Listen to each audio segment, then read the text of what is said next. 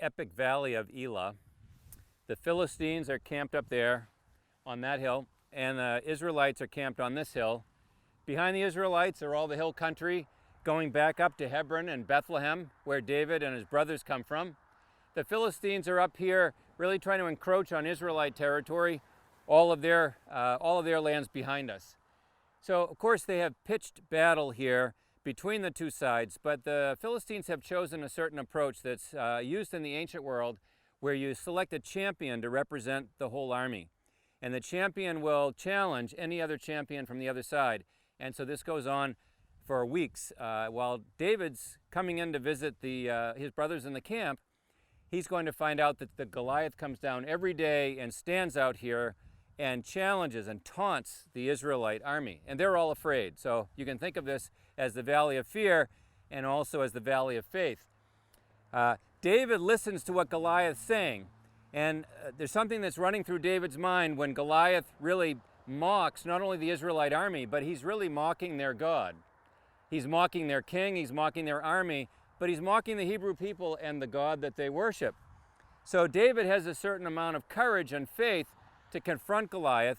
When he volunteers to Saul, his brothers don't appreciate it, but Saul also says, "You're not really fit for battle."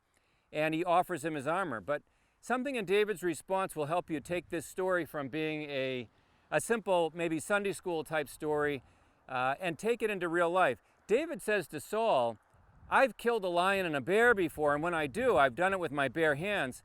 I will take on this giant because he's taunting the Lord of the Hebrews." And so David decides to shed all of Saul's armor, and what he takes with him is actually his own form of weaponry. He does take his staff, but he has a slingshot, and David will come down into this valley here.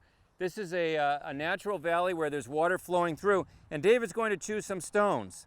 Now we know because slingers in the ancient world were just like archers. They were a form of military, and David was apparently very good at what he did when he was in the wilderness with his flocks.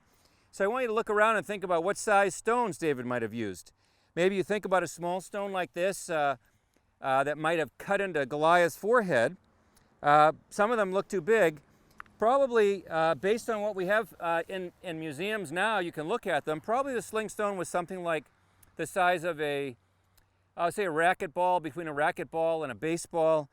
And David chose 5 of them to be ready to take on Goliath. There's a certain strategy in what David does. There's a certain experience in what he does. But there's also what you might call chutzpah, because his faith is really grounded in the God who will restore his own name. So it's a story about honor. And when David fights the Philistine, David's accuracy comes out of his experience. But the fact that he's gone into this valley to face a giant who has incredible armor on, David may really only have one shot, even though he has 5 stones. He may only have one shot to take him down, because Goliath will come towering over him. And the Israelites are ready to run away that way, but instead they actually chase the Philistines the other way. So this is just one of those epic battles that takes place in the Elah, in these valleys of faith and also valleys of failure in other times.